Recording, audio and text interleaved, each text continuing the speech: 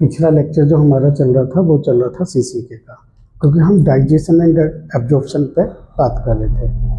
तो पिछले लेक्चर में हमने सीसीके कंप्लीट किया था और उसके साथ ही में लास्ट में कुछ वर्ड यूज किए थे हमने कि कोई भी जो हमारा बॉडी का मैकेनिज्म है वो इंडिविजुअलिटी पे काम बहुत कम करता है, ज़्यादातर कोलैबोरेशन में काम करते हैं। तो कुछ एक के साथ कोई दूसरा हार्मोन, दूसरे से तीसरा, इसी तरह से धीरे धीरे हार्मोन्स की अपनी एक्टिविटी होती है।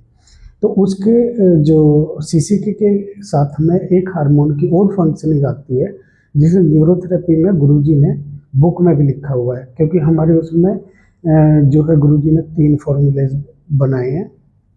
पहला था सीसीके, उसके साथ में है सेक्रेटिन, और उन दोनों को कंबाइंड करके बनाया है कोर। ठीक है, तो सीसीके का जो बेसिक्स थे आपने लास्ट लेक्चर में सुन लिया। अभी इस लेक्चर में आप सुनिए सेक्रेटिन के क्या बेसिक्स हैं। तो इसमें यहाँ पे ना मैंने कुछ वर्ड्स को हाईलाइट किया है, ठीक है, आप उनको फोकस करिएगा। ठीक, तो इसमें क्या लिखा हुआ है, it is a secretin is a peptide hormone. ठीक है, peptide hormone release by a cell of duodenum. ठीक, तो duodenum is the part of small intestine. ठीक है, अब स्मॉल इंटेस्टाइन में हम डोडेनम के अंदर जो एस सेल है उनका जिक्र कर रहे हैं। ठीक है, उन्होंने सेक्रेटिन जो है वो रिलीज करना है, बट उसमें कंडीशंस हैं। तो the response of acidic chyme, acidic chyme, chyme क्या है कि जो हमारा स्टोमच से पाइलोरस से पाइलोरिक स्फिंक्टर को क्रॉस करके डोडेनम के अंदर काइम आ रहा है। ठीक है, जैसे हमने खाना खाया चबा के और वो पेट में पहुंचा उसे बोलस बोलते हैं, और जब उसमें चर्निंग होने के बाद में और HCl वगैरह इंक्लूड हो जाता है या मिक्स हो जाता है तो उसे हम काइम बोलते हैं। ठीक है, कहीं पे काइम बोलते हैं, कहीं पे चाइम बोलते हैं, तो CHYME। ठीक है, तो थोड़ा सा वो देख लेना, प्रोनाउंसिएशन सबके अलग अलग हो सकती है। बुक्स में जो है वो CHYME लिखा होगा। ठीक है, तो अब रेगुलेट और डाइजेशन, क्योंकि स्टोमच से जितना भी या पाइलोरस से जितना भी काइम आएगा उसी के रेस्पॉन्स में हमारी जो डोडेनम के एस सेल हैं वो रिएक्ट करेंगे और उसी कमांड के हिसाब से सेक्रेटिन रिलीज करेंगे। ठीक है, regulate digestion and stimulating the pancreas. अब ये सेक्रेटिन क्या फंक्शन करेगा उसमें कि ये डाइजेशन को रेगुलेशन में मदद करेगा।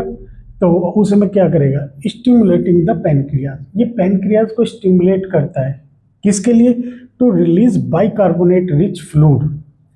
जो बाइकार्बोनेट रिच फ्लूइड है उसको रिलीज करने के लिए। ठीक है, विच न्यूट्रलाइज स्टोमक एसिड, जो कि यहाँ पे स्टोमक लिखा है जबकि उसमें काइम होना चाहिए, यहाँ पे CHYME, काइम। ठीक है, stimulate crime acid and protect the intestinal lining. तो ये सेक्रेटिन जो है वो काइम के एसिड को न्यूट्रलाइज करने के लिए पैनक्रियाज को स्टिमुलेट करेगा कि वो काइम भी बाइकार्बोनेट को भेजे। ठीक है, अब ये बाइकार्बोनेट कौन बनाता है, पैनक्रियाज में एसिनर सेल्स जो होते हैं उनका काम है बाइकार्बोनेट बनाना या डाइजेस्टिव एंजाइम्स बनाना।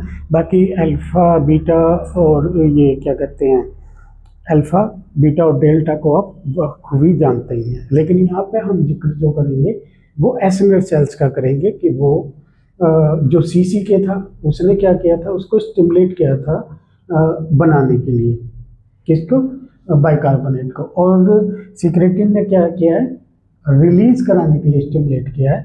तो हमारी जो पैनक्रियाज है, फॉर एग्जांपल यहाँ पे आ जाइए, जो पैनक्रियाज है इसके एसिनर सेल्स ने क्या किया है, उसको बनाया है, बाइकार्बोनेट बनाया है।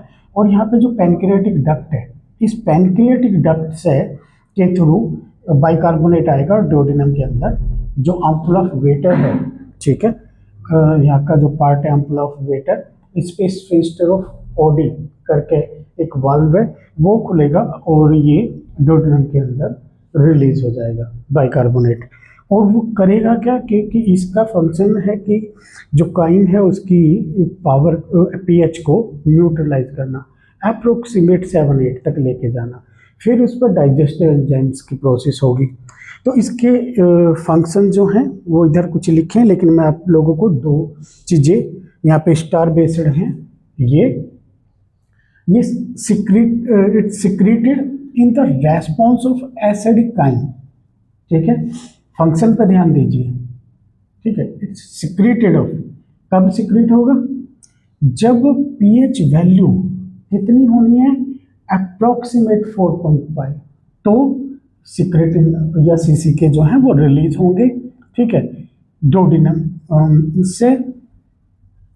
ठीक, तो एक फैक्टर ये होगा, एक act only in the presence of acid, क्योंकि ये एसिड को न्यूट्रलाइज करने के लिए ही बाइकार्बोनेट रिलीज कराएगा। इसको पीएच काइम की पीएच को न्यूट्रलाइज करने के लिए ही बाइकार्बोनेट को रिलीज कराएगा। ठीक, अब यहाँ पे देखते हैं इसके जो फंक्शन है वो ब्रीफ में थोड़े से दिए हैं, हम उधर नजर मार लेते हैं। इसमें क्या है, increase the secretion of bicarbonate rich fluid from the pancreas. Clear, help in the neutralize of acid in the stomach in the duodenum, मतलब जो स्टोमच से काइम डोडिनम के अंदर है उसके की पीएच को न्यूट्रलाइज करेगा। तो कितनी कर देगा, अप्रोक्सीमेट 7 to 8। ठीक, कुछ बुक 7 बता रही है, कुछ बुक 8 बता रही है। ठीक है, तो 7 to 8। Protect the mucus of small intestine from the effect of acid, क्योंकि जो काइम जो है वो एसिडिक है, तो उससे प्रोटेक्ट भी करने के लिए गैस्ट्रिक म्यूकोसा को ये बाइकार्बोनेट काम आएगा। ठीक है, और बाइकार्बोनेट को रिलीज कौन कराएगा, secretin. Provide on alkaline medium, मतलब जो हमारा एसिडिक काइम है उसे एल्कलाइन में कन्वर्ट करेगा कौन, बाइकार्बोनेट। बाइकार्बोनेट के साथ साथ में जो हमारे गॉल ब्लैडर से बाइल भी आते हैं वो भी अल्कलाइन होते हैं, तो न्यूट्रलाइज करने के लिए पीएच को न्यूट्रलाइज करने का काम जो है वो अल्कलाइन फ्लूइड का होता है। Inhibit the further secretion of acid from the stomach, तो जो हमारा स्टोमक है, स्टोमक के अंदर जो है गैस्ट्रिन मतलब जी सेल होते हैं जो प्रोड्यूस करते हैं गैस्ट्रिन हार्मोन। ठीक है, और गैस्ट्रिन हार्मोन स्टिमुलेट किसको करता है, गैस्ट्रिन हार्मोन स्टिमुलेट करता है पैराइटल सेल को। पैराइटल सेल जो है वो क्या प्रोड्यूस करते हैं, HCl। तो ये गैस्ट्रिन हार्मोन को इनहिबिट करता है, किस लिए, क्योंकि उसकी एक फंक्शनिंग है कि जो काइम डोडिनम के अंदर आया वो प्रॉपरली जब डाइजेस्ट हो जाएगा तब तक के लिए। ठीक है, तो इसमें बुक्स बताती हैं कि जो हमारी इंटेस्टाइन के अंदर ये अपना डाइजेस्टिव ट्रैक के अंदर जो पेरिस्टालसिस मूवमेंट चलती है ये उसे इनहिबिट करता है कि कौन से को, गैस्ट्रोइंटेस्टाइनल पेरिस्टालसिस को इनहिबिट करता है। क्यों, या रोकता है या स्लो करता है। उसका रीज़न क्या होता है कि ये प्रॉपर तौर पर खाना जो है वो डाइजेस्ट हो जाए। एक इसका जो दूसरा काम होता है ये हेपेटोसाइट्स को स्टिमुलेट करता है। अब हेपेटोसाइट्स क्या करते हैं कि वो सिंथेसाइज करती हैं बाइल को। अब बाइल क्या करेगा, क्योंकि बाइल जो है वो स्टिमुलेट बाइल में सिंथेसाइज का मतलब है बनाना, बाइल को बनाने के लिए। अब बाइल बनेगा किससे, कोलेस्ट्रॉल से। बनाएंगे कौन, हेपेटोसाइट्स। ठीक है, तो यही बाइल फिर जब सीसी के रिलीज होगा तो उस क्या कहते हैं अपना इंटेस्टाइन में आएगा और फैट को इमल्सिफाई करेगा। इमल्सिफाई मतलब उसको ब्रेक डाउन करेगा, एक तरह से सिंपली अगर बात करते हैं तो ब्रेक डाउन करेगा, और फिर उस पर जो हमारा लाइपेज है उसकी प्रोसेस होती है। कौन सा, पैनक्रियाटिक लाइपेज है, इंटेस्टाइनल लाइपेज है, तो उसकी प्रोसेस होती है और वो उसको डाइजेस्ट करके एब्जॉर्बेबल बनाते हैं, तब वो लैक्टियल के अंदर एब्जॉर्ब होता है। ठीक है, तो अब यहाँ पे एक छोटा सा और नज़र मार लेते हैं।